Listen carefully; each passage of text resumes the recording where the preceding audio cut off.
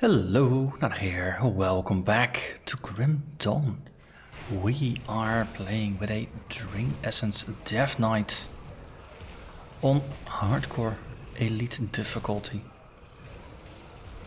We've made it to Malmouth after the surprisingly easy fight against Ugern, or at least surprisingly non-dangerous fight. Is that not basically the same as easy? Well, doesn't really matter. Last time I said we would have a quick look at the cellar here beneath town to do the Dravis side quest, or at least to pick up a little bit of lore for that side quest. And then we're gonna continue onwards to the sewer. I double checked, the town should not have a devotion shrine on elite difficulty. That's only for normal or for veteran. Basically they're the same.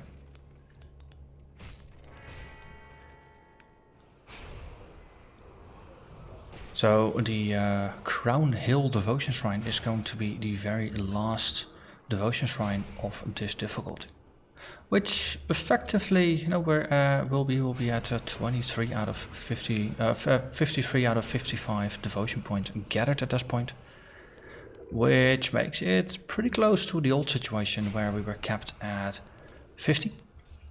And of course we didn't have the Ashes of Malmouth content, but it was also, you nearly completed your points in Elite if you did everything.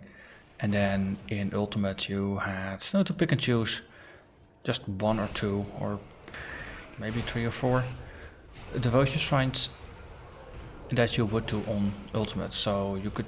Oh, hello there, Narnach. You know what, I'm just gonna take a small step backwards here. Okay, and all the stuff is gone. Ow. Well, potentially ow. That actually didn't hurt too much.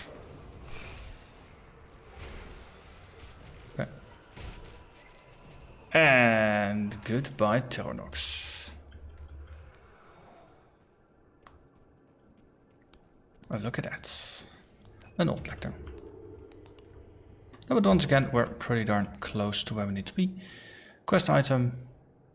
So, dear sister, again I find myself at a loss of words. Why is that you defy your very blood? Why do you forsake your brother when I'm so close to the truth? But no matter, I shall tear it out of our father's dying breath, with or without you. If you're reading this, then you are again too late. For I have again ventured where the dead dare not, where the blood of the living is joined with the master. The time to join me has passed, Dela. Turn back, for where I go, you cannot follow. Gravis. So, a wonderful, friendly character. You really feel that sibling love there. So we'll just march back to Dela. And then hand it in, and then we can move forward. Well, there's some decent experience in doing quests. So a little quest like this seems like a very decent way to spend my time. Okay, and there we go.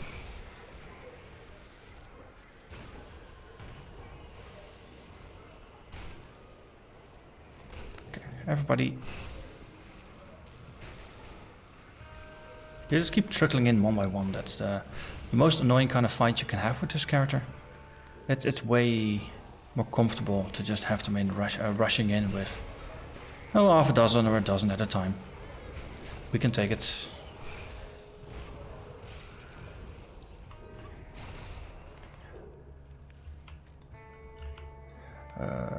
Okay, then we can go past here, and then we can go up there. Just trying to wiggle my way out of town here. Because of course, the paths through town, they do a reset every time you load a new instance. And then they randomize a little bit. As I know, there's going to be some blockages in one place, and then they're going to be in another place. Which is effectively a limited form of procedural generation, if you squint enough and look at it, because you have dynamic routes through the content. I guess that's as far as they can go with the limited capabilities of the engine.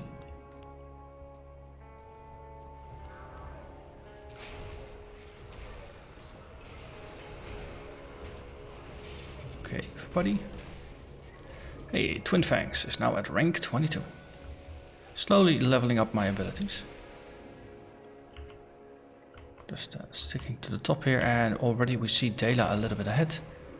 Now grabbing some extra crystals here. Definitely not a punishment, since you will never ever have enough crystals.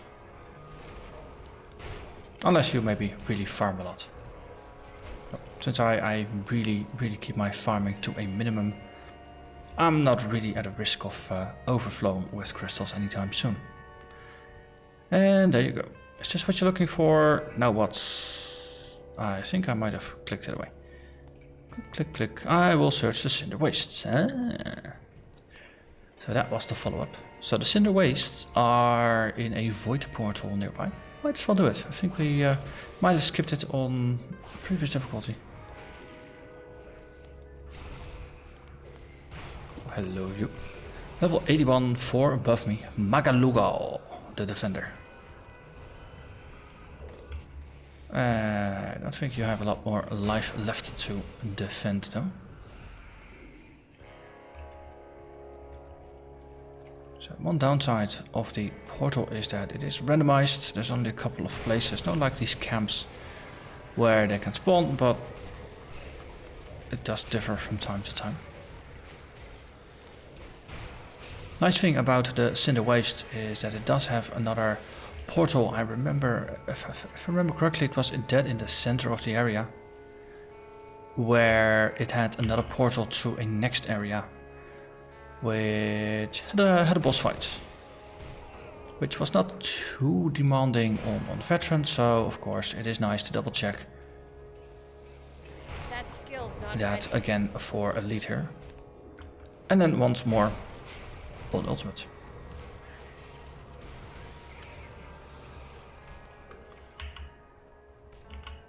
Let's see, looks like there's not a camp down here.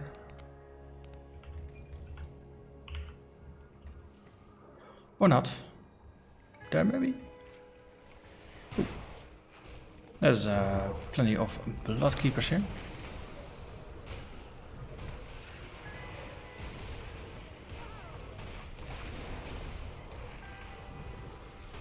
And once again, a lot of demons bite the dust. Okay, so this is yet another camp that is not the one we're looking for. With a bit of luck, this could take some time. Ooh, it's always nice when you speak of things like that.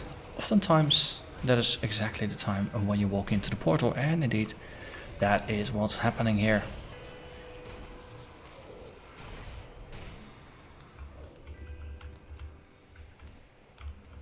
Let's see, some more roiling bloods. Yeah, I earned ourselves a tonic of clarity as a quest reward from Adela.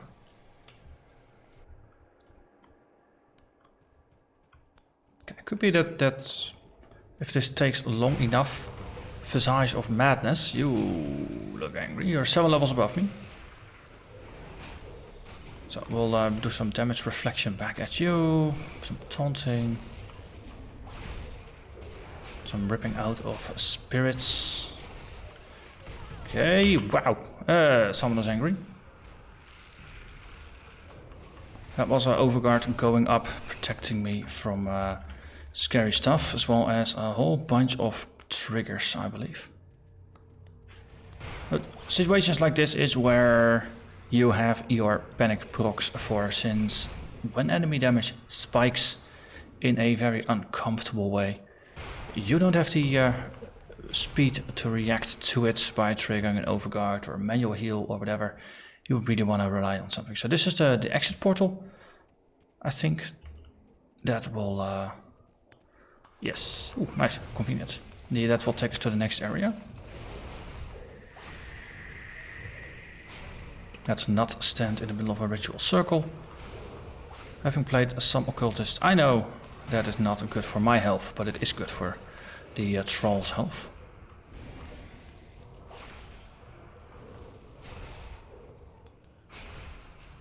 Okay, some bone harvesting going on. Definitely interesting stuff here. Some occultist and necromancer skills being used against us. So we found the offering, so now all we need to do, strictly speaking, is head back to Dela, but I think we should be able to use this one to go onwards. Yes, to the fringes of sanity. Which will have a boss fight. So we're close to leveling to 78, which will be helpful. Current plan was to increase the range of Siphoned Souls, as well as the base damage. And one more pack of kills should fix that. And indeed, there we are. I think once we hit level 85, we'll only gain a single skill point per level. So after that, progress is going to be lowish. Okay, so 12 is the one that I would want, since there we do lose some efficiency.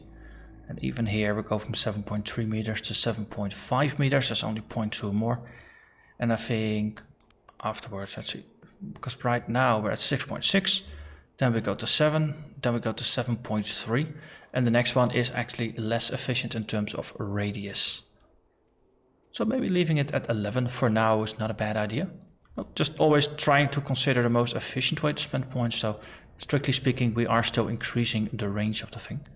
But getting Blood Boil up a little bit is going to be helpful as well, since then we reduce enemy offensive ability and therefore their chance to hit and crit me. I like it when they have a difficult time hitting and critting me. Hello there, secrets. Empowered Scarlet Marksman. Sounds like a rifle, and indeed it is a rifle. Also we got some new pants. Dread Rune Leg Guards. Bonus to Dread and Force Wave. So it's mostly physical and vitality damage. That's not quite compatible with the skill and playstyle we're going for here. Look at that. Enemies are no more. So I think the next couple of levels, spending some points. Hello everybody. There's a lot of debuffs being stacked here. Can we pause the... Okay, no, those are already gone. So really just wondering to figure out what exactly is happening. So right now there's bleeding. That's some vitality, I think. But it's just things that reduce my resistances, stuff like that.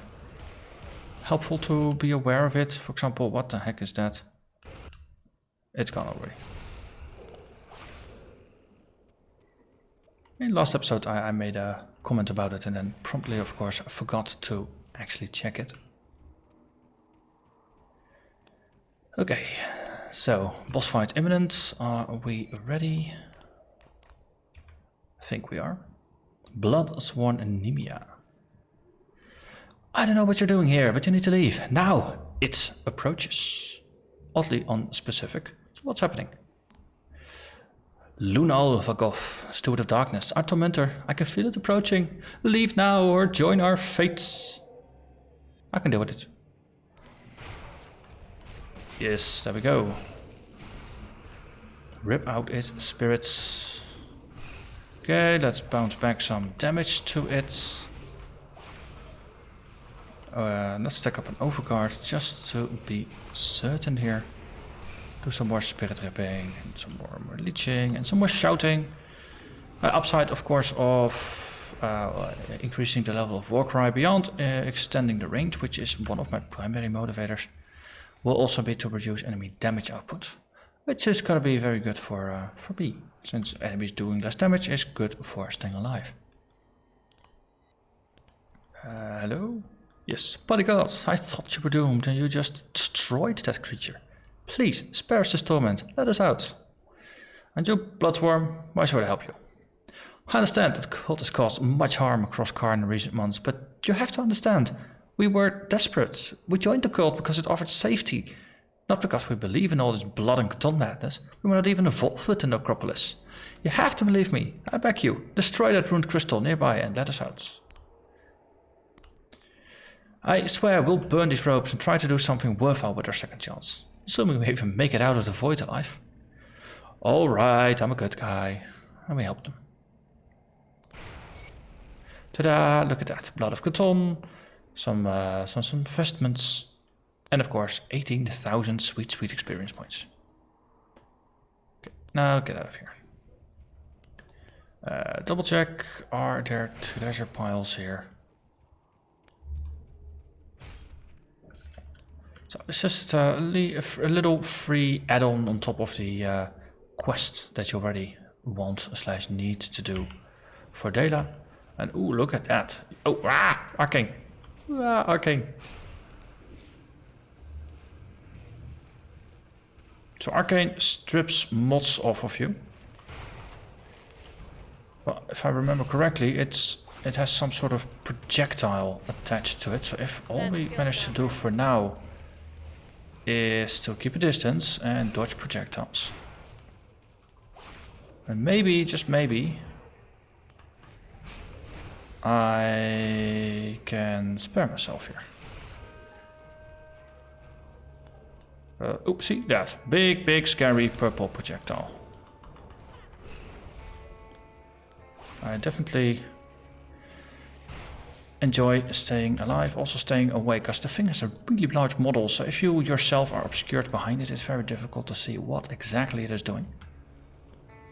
But yeah, arcane enemies, they are not to be messed around with, because if they drop all of your debuffs, that also means that your all of your panic skills will be gone. So your turtle shell, your Menhir's will, all of the things that help keep you alive, they will not be there.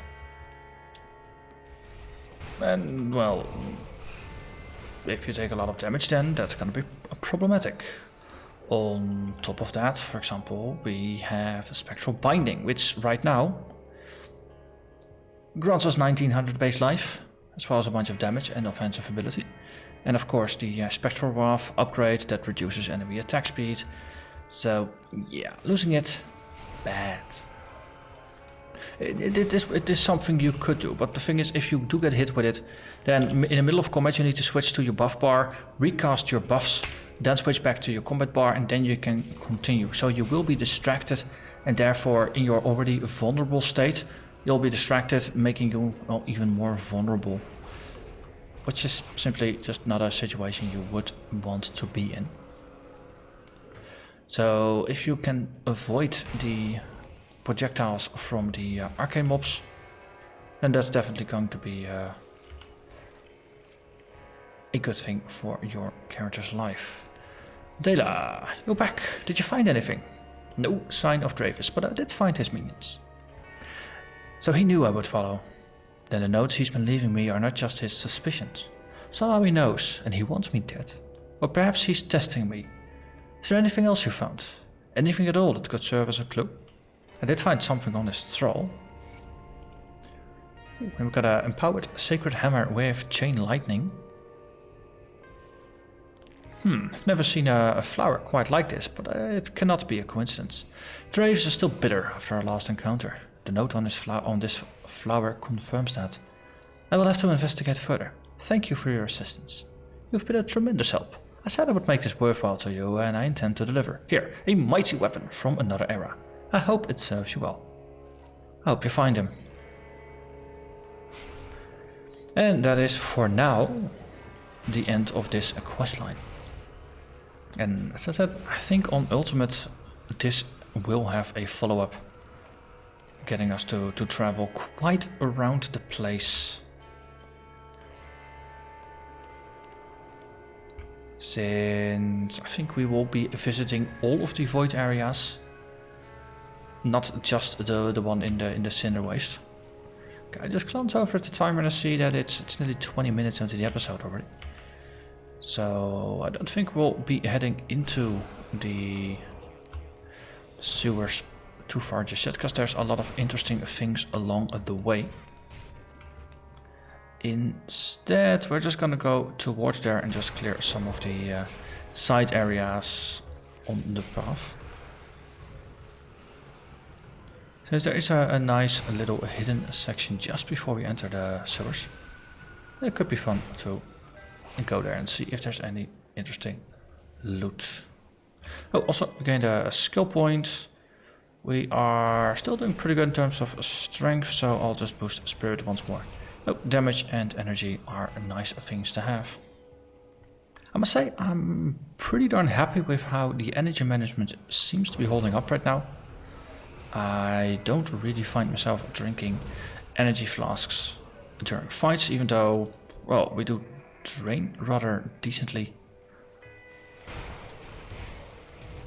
And during the Ogrim fight, I don't think I really had issues either. So I think maybe after another set of upgrades to my gear or my energy regeneration, it would be helpful, very helpful, to just put another point into Drain Essence. I tried it last time, before the last episode, and it felt a little too strong still, the energy drain. Okay, so there's a secret thing here. You can just follow the river downstream, and then there's a corpse, and then with a bit of luck there's gonna be a hidden spoils treasure chest as well. Okay, so there we have it. 2 bags full of loot and about 10,000 iron bits, but selling stuff should be good. So what did we get? Arcana Weave Cord, Inquisitor and Shaman. It's a bunch of ether and elemental damage. And a 33% chance when hit to cast Time Warp. 3-second duration, 5-second duration and 3-second recharge. And within 4.5 meter radius, enemies will be slowed for 1 second. So that's pretty decent. I think slow is both movement speed and attack and cast speed. So it definitely has defensive potential in melee range. Or if you're ranged, enemies getting closer just slows down enemies, preventing them from doing damage to you. It works both ways. The Empowered Sacred Hammer we got from Dela. Very much lightning based, physical to lightning conversion, there's a chance of even more electrocute damage. Got some offensive ability and lightning resistance, +2 to Storm Totem, and a 50% chance on critical attack, mind to the critical part there, to cast a Chain Lightning that has a 75% chance of affecting up to 4 targets with quite some lightning damage. And remember, this is not a build that has heavily specced into elemental damage, so in a real lightning build, this is going to do a lot more damage. And it has a 1.5 second recharge, so if you're playing a crit monster, this is going to be beneficial for you. See, the pants we already had a look at. And the gun as well. Bonus to fighting form, so this is for a soldier wearing a gun, wielding a gun. Reduction in movement speed and bleed resistance is also interesting. So I think bleeding is a shaman thing. Cultist thing, Nightblade thing. Did the soldier do any real bleed damage? There's some bleed damage on there as well, on Cadence. I think it's the second one. Yeah, see, that one is the one that causes bleeding. And with range damage, it also has a chance to pierce. So if you're using Cadence with two-handed ranged weapons, the Scarlet Marksman could be an interesting skill. The Anti-Clotting Dart seems like it could be a main skill, actually. Because there's no cooldown on there. It does have a very steep energy cost. But still, if you use that more like a setup or buff, you shoot it once or twice to just make sure it sticks on the boss. Then for 8 seconds you just use your Cadence and then you cycle through it. It works kind of well. Seems like an interesting weapon for a two-handed ranged weapon soldier build. Okay, but that's it. We have reached the entrance to the sewers. So next episode, we're gonna go down there, wade through the muck. There's another very nice side area there with a gargantuan boss in there before we head towards the sewer camp, where we will of course meet some of the people that will be with us until the very end of the area, because we're gonna help the rebels defeat the bad guys. But that's gonna be for next time. So for now, I'm gonna thank you very much for watching, and I hope to see you again next episode. Bye bye.